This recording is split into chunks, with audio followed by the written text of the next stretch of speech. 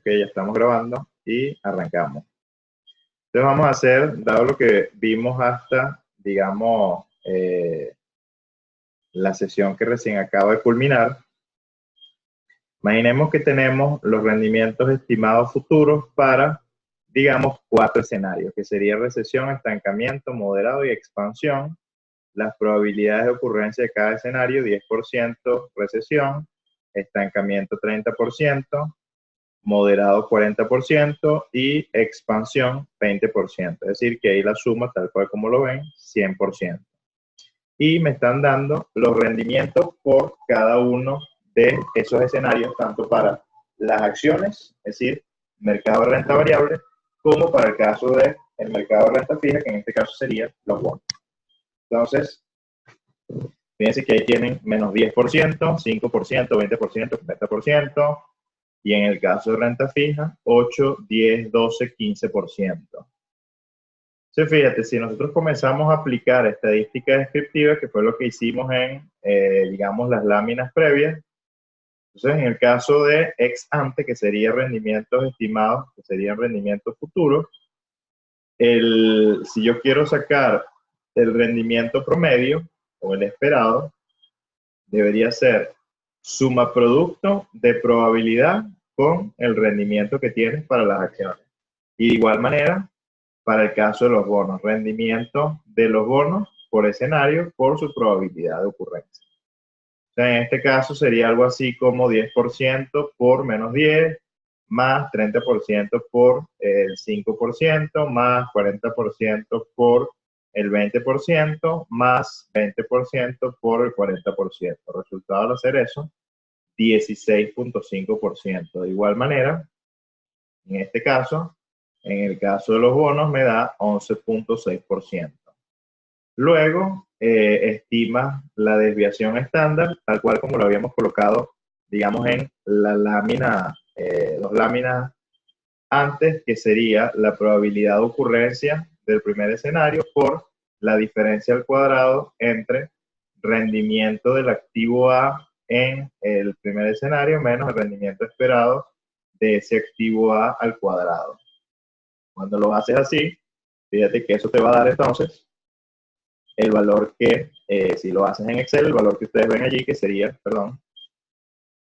que sería 15% la desviación de las acciones y 2.1% en el caso de los bonos, que es algo así como probabilidad de ocurrencia del primer escenario, 10%, por la diferencia al cuadrado entre el menos 10% menos, en este caso, 16.5%. Y esa diferencia al cuadrado más probabilidad de ocurrencia del segundo escenario, que sería 30, por la diferencia al cuadrado de 5%, menos 16.5, más 40%, que sería probabilidad de ocurrencia del tercer escenario, por la diferencia al cuadrado entre 20% menos 16.5%, y más probabilidad de ocurrencia del último escenario, que sería 20%, por, en este caso, la diferencia al cuadrado entre 40% menos 16.5%.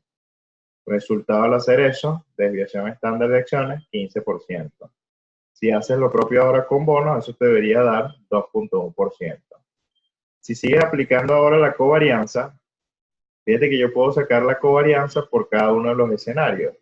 Y después que tienes la covarianza por cada uno de los escenarios, si yo las sumo todas, en este caso todas las covarianzas de todos los escenarios, eso me debería dar cuál es la covarianza para, digamos, todos los, digamos, la covarianza esperada, es decir, la covarianza de todos los escenarios.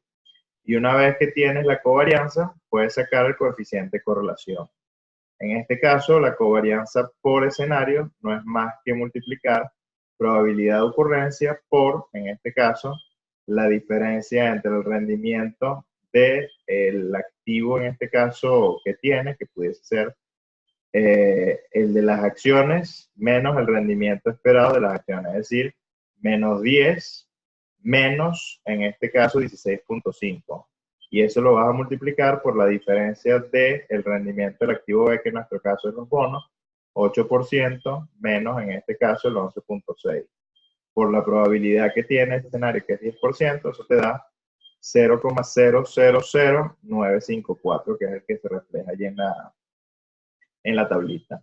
Haces lo propio para cada uno de los escenarios y eso te da entonces, en este caso, la sumatoria de ellos, la covarianza, que evidentemente es positiva.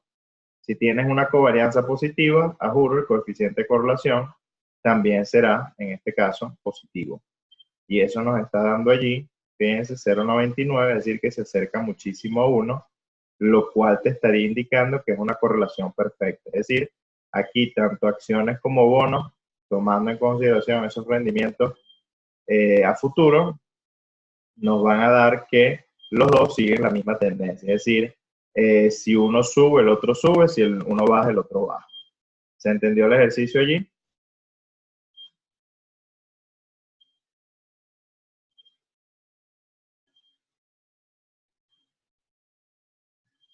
Aquí lo que estamos haciendo es simplemente trabajando en función ahora de data a futuro. ¿Ok?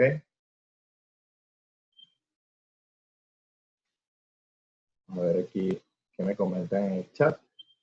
Ok. Ahora vamos con el ejercicio 10.1 que les aparece en la presentación. Dice, usted piensa que la distribución de tasas de rendimiento de las acciones de la empresa ABC es la siguiente. Entonces te están dando un estado de la economía, una probabilidad de ocurrencia y unos rendimientos de las acciones. En este caso, en el estado de la economía de la depresión, es decir, bajo un escenario de depresión, 10% de probabilidades de que ocurra, la recesión 20%, que sea normal 50% y que sea de auge, en este caso, sería el 20%. Rendimiento de las acciones, menos 4.5%, 4.4%, 12% y 20.7%.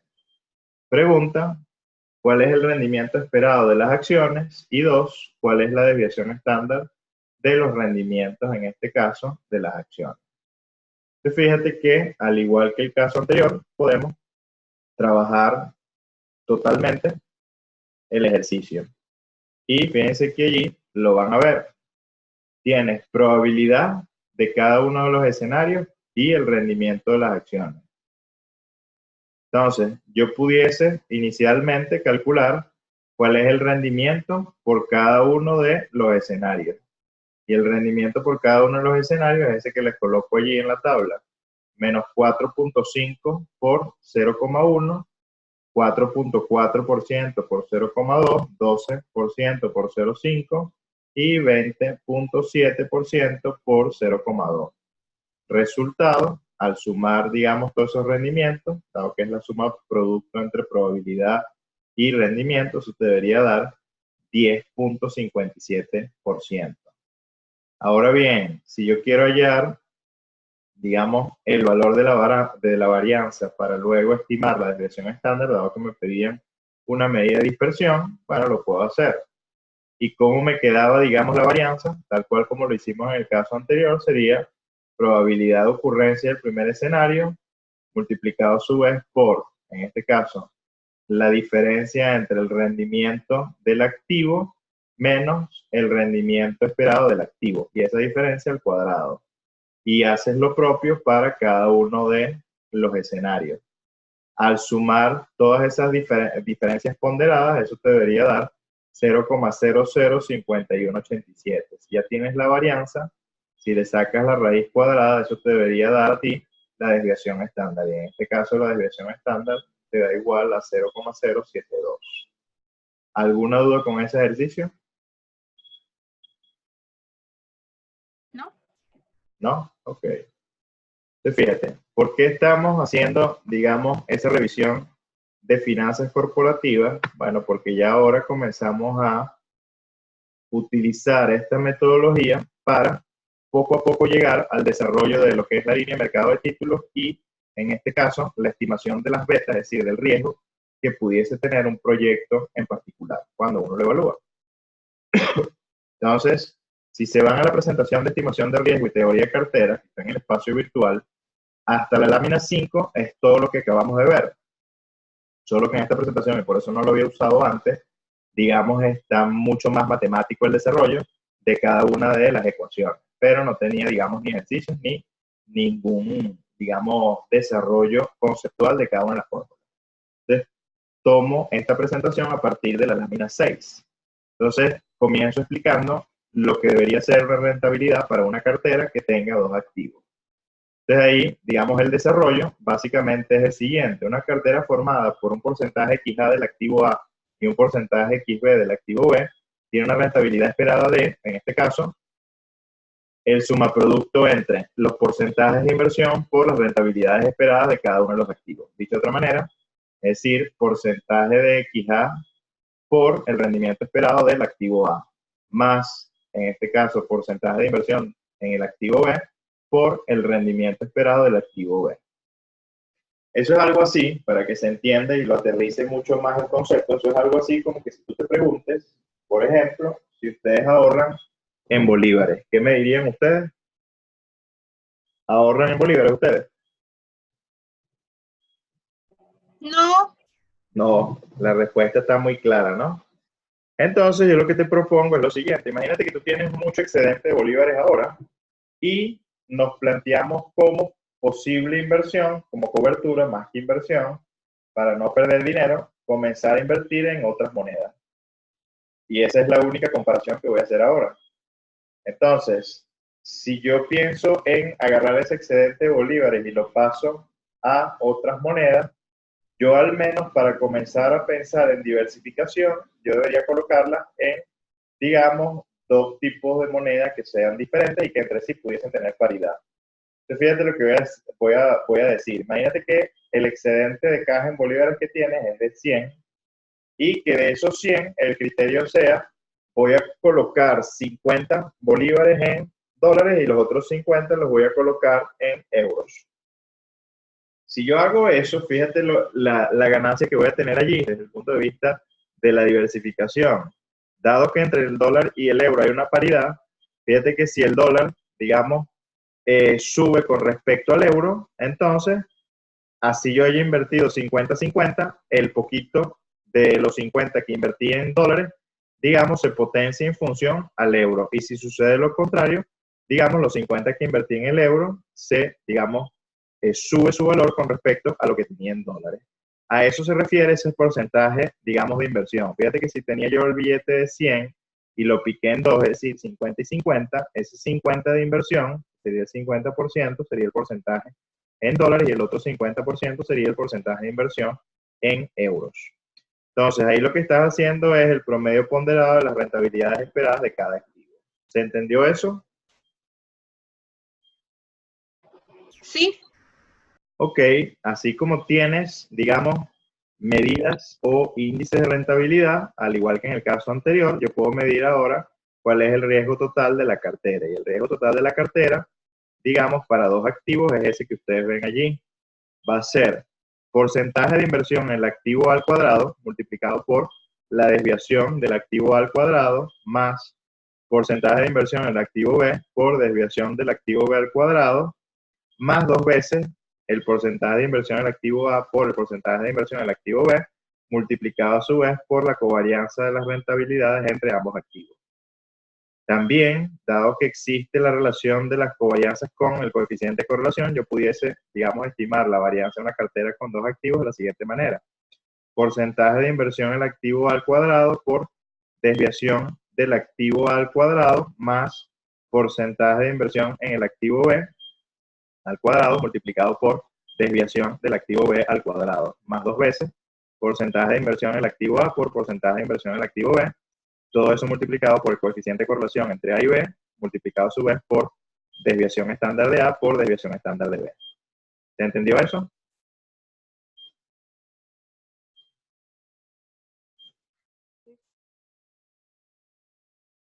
Entonces, ahí lo que estaría diciendo es que el coeficiente de correlación A y B es el coeficiente de correlación entre justamente los dos activos.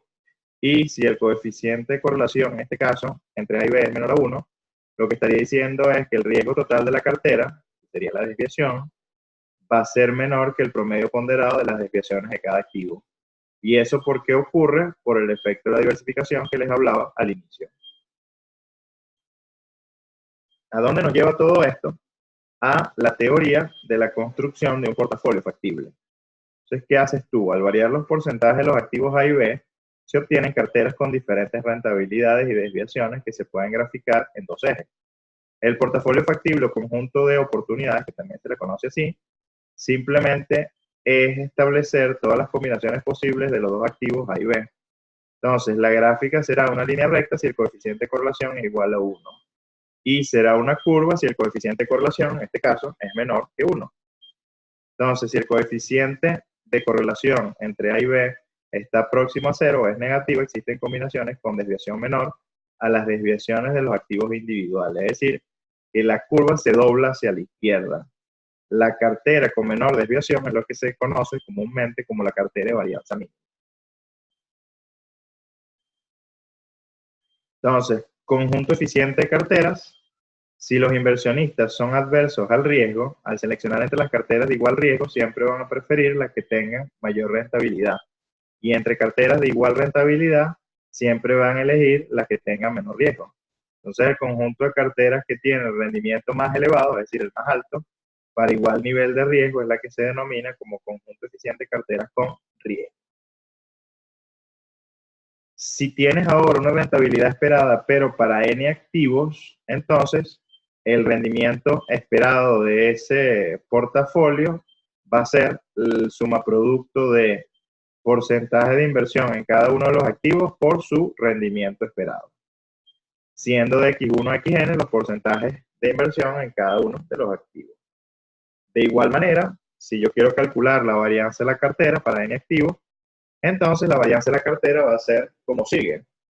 Porcentaje de inversión del activo 1 al cuadrado por la variación, en este caso, de los rendimientos de ese activo 1, más, en este caso, porcentaje de inversión en el activo 2 al cuadrado por la varianza del rendimiento de ese activo 2, más, y así sucesivamente hasta que llegues a porcentaje de inversión al cuadrado en el activo N por varianza del rendimiento de ese activo N, más 2 veces, y aquí simplemente comienzan las combinaciones. Como la combinación siempre tiene que ser 1 a 1, entonces por eso ahí en la fórmula se coloca sumatoria de comparando. Imagínate que tienes una construcción de un portafolio que tiene 3 activos, el A, el B y el C. Entonces ese XY y XJ va a ser, la primera combinación posible va a ser AB, la segunda combinación posible va a ser AC y la tercera posible combinación sería BC. Entonces ahí sería sumatoria de porcentaje de inversión de A por porcentaje de inversión de B, multiplicado por la covarianza de los rendimientos entre A y B.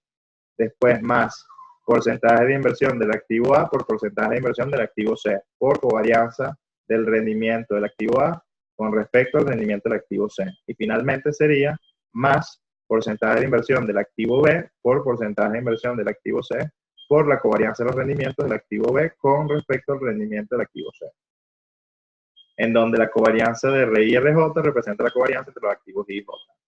En general, en la medida que aumenta el número de activos, el efecto de la diversificación disminuye el riesgo de la cartera. Es decir, que lo importante es mitigar ese riesgo que tenga la cartera. Y fíjate que en el caso de 3 activos, si tú lo graficaras en MATLAB, que es como dice esta gráfica que tienen allí, fíjate que aquí se ve cuando la curva se dobla a la izquierda. Pero antes de explicar esto, voy a compartir con ustedes para que se entienda eso que acabo de decir, la hoja de cálculo. En la hoja de cálculo ustedes verán, que ya la deben estar viendo en este momento, ¿cierto?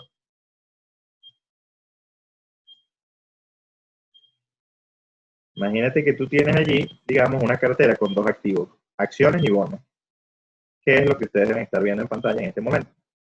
Entonces, los datos que tienes es que conoces el rendimiento para cada uno de los activos y conoces su desviación, y adicionalmente me están dando cuál es el coeficiente de correlación entre ellos, que sería menos 0,85. Entonces, lo primero que te plantea el ejercicio es, mira, dime cuál debería ser el rendimiento esperado y la desviación de una cartera que se construya con el 60% en acciones y el 40% en bonos. Entonces, el rendimiento esperado de esa cartera debería ser suma producto de porcentaje de inversión en acciones por su rendimiento más porcentaje de inversiones en bonos por su rendimiento, que es eso que ustedes ven ahí, 0,6 por 15% más 0,4 por 8%, resultado 12,2. Luego, si se va en este caso a lo que es la varianza, fíjate que en el caso de la varianza debería ser porcentaje de inversión al cuadrado en acciones, que sería 6 por 6, 36, por eso ahí coloco el 0,36, por, en este caso, tal cual como lo tenías en la fórmula, que recuerda que la fórmula, chequeando un poquitico lo que estábamos viendo en la presentación, la fórmula lo que te decía era, ahora, trabajar con la varianza del retorno de ese activo, que era básicamente, si tenías, digamos, una cartera con dos activos, era, digamos, simplemente tomar el porcentaje de inversión en el activo A multiplicado por la desviación de ese activo A al cuadrado. Entonces, esa combinación que está allí te va a dar, en este caso, dado que tienes, en el caso de la cartera, tienes el dato de el porcentaje de inversión, que sería 60% al cuadrado multiplicado por la desviación al cuadrado, que sería 12 por 12 elevado a la 2. Resultado al hacer eso, 0,0144 más, ahora vas con los bonos. Porcentaje de inversión en bonos, en este caso el 40%, multiplicado por, en este caso la desviación al cuadrado, que sería 3% elevado al cuadrado. Más dos veces, porcentaje de inversión en acciones por porcentaje de inversión en bonos, multiplicado por el coeficiente de correlación y multiplicado a su vez por la desviación de acciones y la desviación de bonos. Resultado, 0,0038592. ¿Eso se entendió lo que acabo de hacer? Es decir, estoy aplicando la formulita que vimos previamente. ¿Se entendió esa cuentica?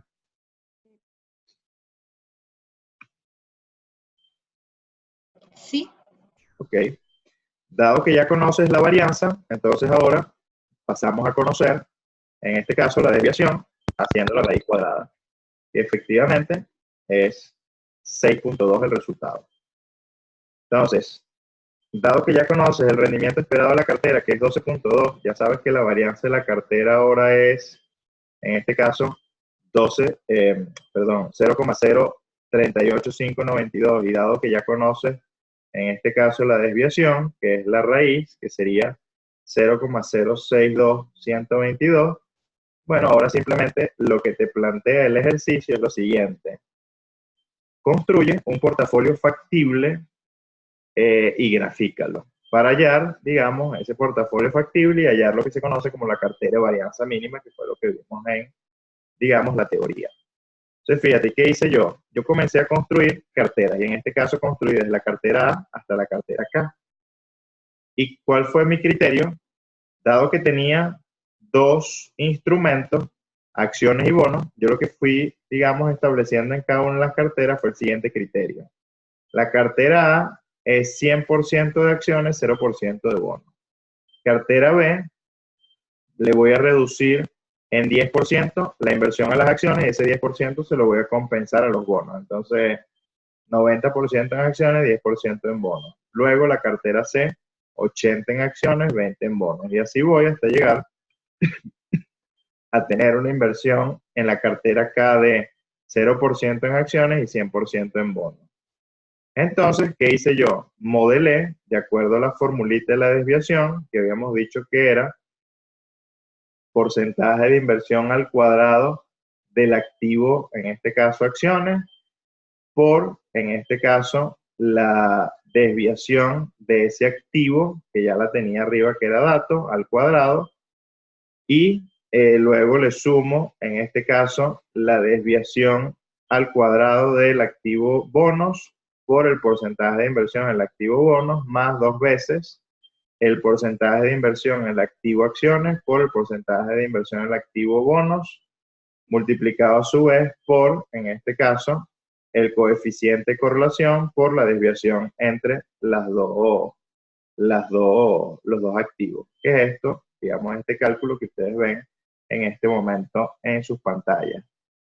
Y a eso le voy a sacar la raíz, por eso ahí le coloco, digamos, el 0.5 y eso me debería dar la desviación.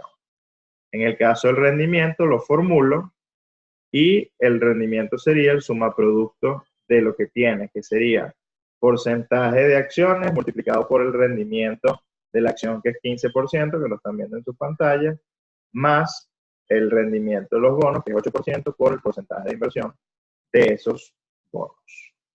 Al hacer eso, entonces me da en el primer caso 12 y 15, que fíjate que es lo mismo que nos daban como dato arriba. Y dado que ya tengo formulado, digamos, el ejercicio, lo que hice fue correr para que Excel, perdón, me calculara la desviación y los rendimientos por cada una de las carteras que estaba construyendo.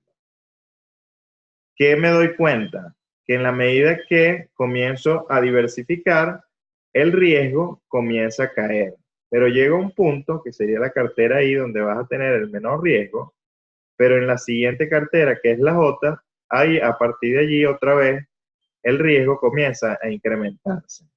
Y eso en la teoría era lo que nosotros decíamos, que la curva se doblaba hacia la izquierda. En el caso del rendimiento, sí, digamos, fíjate que es descendente. Si tú graficas esto, que te está dando, digamos, estas carteras en cuanto a rendimiento y desviación, vas a llegar a esto que está aquí, que es lo que se conoce como la construcción de un portafolio factible. Y si yo les pidiera a ustedes que me digan cuál es el conjunto eficiente de puntos o de carteras, fíjate que cualquier inversionista en su sano juicio pudiese colocar su dinero entre la cartera A hasta la cartera I, pero jamás ni nunca colocaría su dinero ni en la cartera J ni en la cartera K. ¿Por qué? Porque fíjate que si tú colocas dinero en la cartera J, déjame bajarle un poquitico el zoom para que se vea.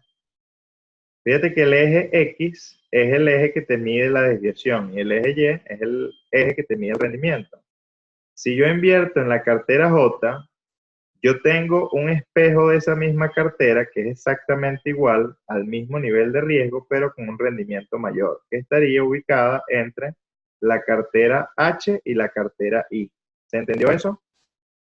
Y de igual manera que no tendría sentido que un inversionista coloque su plata en la cartera K, porque vas a tener una cartera espejo entre los puntos de la cartera H con la cartera G.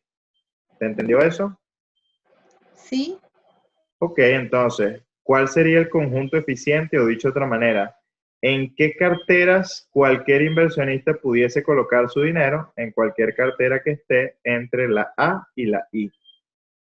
Ahora bien, si tú quieres pensar en la cartera que va a tener la varianza mínima, es decir, el mayor rendimiento asumiendo el menor riesgo posible, entonces el único punto donde eso ocurre es en la cartera que yo estoy llamando aquí I, que era en la tabla lo que habíamos, y por eso lo coloqué en amarillo. Fíjate que es el único punto que tiene una desviación menor asumiendo el mayor rendimiento posible. ¿Se entendió eso? Sí. Ok, entonces, para ya ir cerrando la clase de hoy, si nosotros regresamos ahora a la presentación, fíjate que en la última parte de esa presentación, lo que te dice es lo siguiente. Y era la gráfica que habíamos dejado. En lo que acabamos de hacer, estábamos hablando de dos activos. Cuando ellos son tres activos, la gráfica que vas a tener es esta. Ustedes van siguiendo aquí el cursor que estoy moviendo en este momento. Sí. Ok. ¿Qué sería en este caso el portafolio factible? Sería todo esto que voy a bordear yo ahora con el cursor. Todo esto que estoy sombreando por aquí sería el conjunto eficiente de puntos. Y aquí más o menos, donde estoy moviendo el cursor ahora, sería la cartera de varianza mínima. Todo lo que ocurre de aquí hacia abajo, que es esa curva que se dobla a la izquierda y se mete, digamos, siempre va a tener una cartera espejo arriba y yo no invertiría en ninguna de esos puntos o de esas carteras. ¿Se entendió eso? Sí. Y ahí va a salir, digamos, la próxima actividad que ustedes van a estar haciendo en este curso. Yo voy a tomar 4 o 5 acciones del mercado y la voy a colocar, la voy a asignar a cada uno de sus grupos de trabajo. Y ustedes lo que van a hacer es construir, digamos, un portafolio factible haciendo una optimización. Es decir, me van a decir cuál sería la cartera de varianza mínima y cuáles son las posibles combinatorias que tú pudieses hacer de inversión en cada una de esas acciones.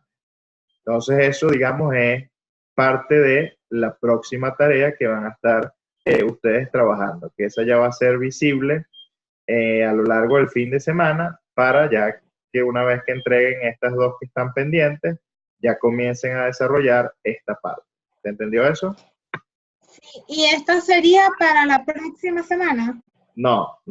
Eso ya sería Ok. para dentro de 2 semanas. Ok. Ok.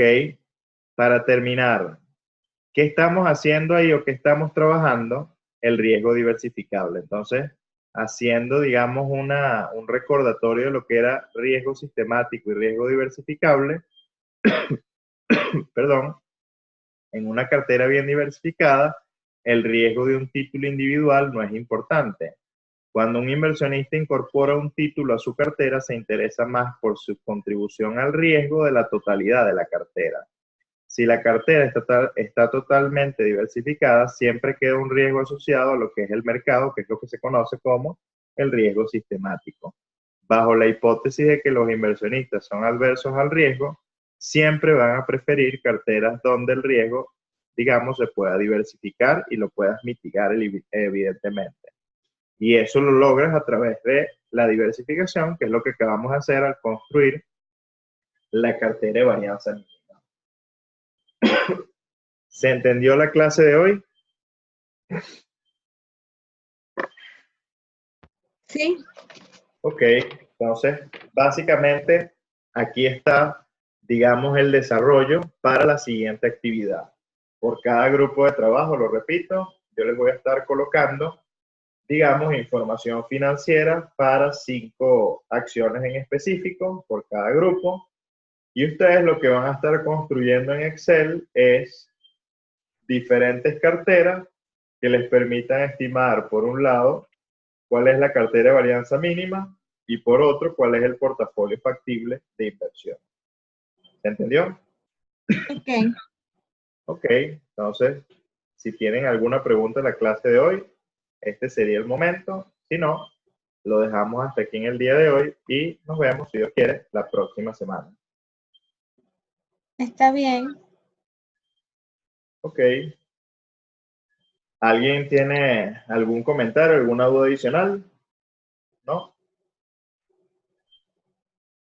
No. Vamos a chequear aquí el chat, un segundito. Ok, bueno, entonces, dado que no hay consultas ni dudas, lo dejamos hasta aquí en el día de hoy y nos vemos en el chat del WhatsApp y las próximas semanas nos vemos otra vez por acá. Chau, chau. Gracias, profe. Chao, buenas No, de noches. nada, que esté muy bien. Chau.